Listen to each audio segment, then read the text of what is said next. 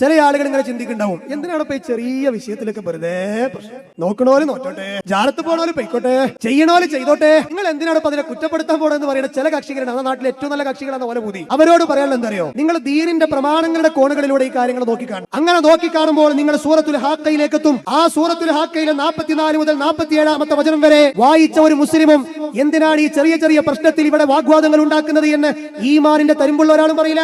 എന്താ ഹാക്കയിൽ അല്ലാഹു പറഞ്ഞത്? അല്ലാഹുവിന്റെ റസൂൽ വിളിച്ചു പറഞ്ഞില്ലേ, വലൗ തഖവ്വല അലൈനാ ബഅദൽ ഖാവീൽ ലഅഖദ്നാ മിൻഹു ബിൽ യമീൻ ثم لقطعنا منه الوتين وما منكم من أحد عنه حاجزين. എന്താ നബി തങ്ങളോട് അല്ലാഹു പറയുന്നത്? വലൗ തഖവ്വല അലൈനാ ബഅദൽ ഖാവീൽ. സുബ്ഹാനല്ലാഹ്. എന്നെ ഇരുത്തി ചിന്തിപ്പിച്ച ആയത്താണ്.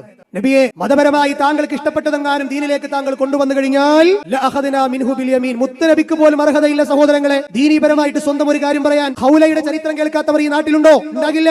സൂറത്തുൽ മുജാദലയുടെ പശ്ചാത്തലം തന്നെ അതല്ലേ?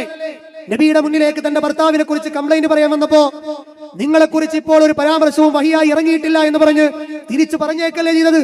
വഹി ഇറങ്ങിയാൽ ഞാൻ പറയാമെന്നല്ലേ പറഞ്ഞത്? അത്രത്തോളം ദീനിന്റെ കാര്യത്തിൽ ശ്രദ്ധ പുലർത്തിയ ആളാണ് നമ്മുടെ നേതാവ്. ആ നേതാവിനോട് അല്ലാഹു പറയാൻ, താങ്കൾക്ക് ഇഷ്ടപ്പെട്ടതെങ്ങാനും മതപരമായി താങ്കൾ പറഞ്ഞാൽ ലഅഖദ്നാ മിൻഹു ബിൽ യമീൻ, എന്റെ വലത് കൈ കൊണ്ട് ഞാൻ നിങ്ങളെ പിടികൂടും. ആ പിടികൂടുമെന്ന് മാത്രമല്ല, ثم لقطعنا منه الوتين, എന്നിട്ട് താങ്കളുടെ ജീവനാടി ഞാൻ മുറിച്ചു കളയും.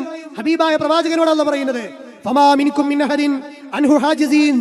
അങ്ങനെ ഒരു പിടുത്തം ഞാൻ മുഹമ്മദ് നബിയെ പിടിച്ചാൽ ആ പിടുത്തത്തിൽ നിന്ന് രക്ഷപ്പെടുത്താൻ അദ്ദേഹത്തെ നിങ്ങൾക്ക് ആർക്കും സാധ്യമല്ല എന്നും അള്ളാഹുവിന്റെ ഖുർആനിലെ. ഇത് ഞാൻ നിങ്ങൾ കൽപ്പിച്ചത് എന്തിനാ? പ്രവാചകന് പോലും സ്ഥിരപ്പെട്ടു വരാത്ത ഒരു കാര്യം മതപരമായി പറയാൻ അവകാശമില്ല. അം ലഹും ശുറകാഉ ശറഉ ലഹും മിനദ്ദീനി മാ ലം യഅ്ദം ബിഹില്ലാ. ദീനിലേക്ക് വല്ലതും പുതുതായി കൊണ്ടുവരാൻ എനിക്ക് പുറമെ വല്ല പങ്കുകാരും അവർക്കുണ്ടോ എന്ന് ബിദഅത്തിന്റെ കക്ഷികളോട് അള്ളാഹുവിന്റെ ഖുർആൻ ചോദിക്കുന്നുണ്ട്. അത്രമേൽ ഗൗരവമാണ് സഹോദരങ്ങളെ, സഹോദരിമാരെ, ഇസ്ലാമിന്റെ കാര്യങ്ങൾ എന്ന് പറഞ്ഞാൽ. നിസ്കാരത്തിൽ കൈകെട്ടേണ്ടത് അവിടെ ജമാഅത്ത് ഇസ്ലാമിക്കാർ കളിയാക്കി.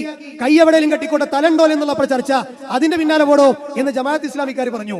എന്തേ കാരണം? അവർക്ക് പ്രമാണങ്ങൾ എന്താണെന്ന് മനസ്സിലായിട്ടില്ല, പ്രമാണങ്ങളുടെ കൃത്യത എന്താണെന്ന് അവർക്ക് മനസ്സിലായിട്ടില്ല. ഒരു ജമാഅത്തുകാരൻ ചോദിച്ചെന്താ, നിങ്ങൾ ഇവിടെ അല്ലാഹു അല്ലാത്തോട് പ്രാർത്ഥിക്കണ്ട എന്ന് പ്രസംഗിക്കുന്നു, ജാരങ്ങളിലേക്ക് പോകണ്ട എന്ന് പ്രസംഗിക്കുന്നു, അതൊക്കെ ജനങ്ങൾ അങ്ങ് നിർത്തിയാൽ ഫലസ്തീനിലെ പട്ടിണി തീരുമോ എന്ന് ചോദിച്ചത്. എക്സ്പ്രസ് ഹൈവേയുടെ വീതി കൂടോ, കൊക്കക്കോളയിലെ വിഷാംശങ്ങൾ ഇല്ലാതാകുമോ, ആദിവാസി ജാനുവിന്റെ പ്രശ്നം തീരോ എന്നൊക്കെയായിരുന്നു ഒരു കാലഘട്ടത്തിൽ അവർ ചോദിച്ചിരുന്നു. അവർക്ക് അതൊരു പ്രശ്നമില്ല, ഒരു സമഗ്ര ഇസ്ലാമിന്റെ ആളുകളാ. എന്നാൽ പ്രമാണങ്ങളുടെ കോണുകളിലൂടെ ഓരോ കാര്യങ്ങൾ നോക്കുന്നവരോ അവർക്കെല്ലാം ഗൗരവമാണ്. നമസ്കാരത്തിൽ കൈകെട്ടേണ്ടത് എവിടെ? നിസ്കാരത്തിൽ ബിസ്മി ജഹറാക്കി ഓതുന്ന നിസ്കാരങ്ങളിൽ ഉറക്ക ഓതണോ വേണ്ടേ? അതുപോലെ തന്നെ തറാവീഹിന്റെ റക്അത്തുകളുടെ എണ്ണം എത്രയാണ്? സ്ത്രീകൾക്ക് ജുമാ ജമാഅത്തിന് പള്ളികളിൽ പോകാമോ? ഖുതുബ ജനങ്ങൾക്ക് മനസ്സിലാകുന്ന ഭാഷയിൽ പറയണോ? അതല്ല ഉപദേശമാണെന്ന് ജനങ്ങൾക്ക് മനസ്സിലാകുന്ന രൂപത്തിൽ ഒരു ഏട് വായിച്ചാൽ മതിയോ?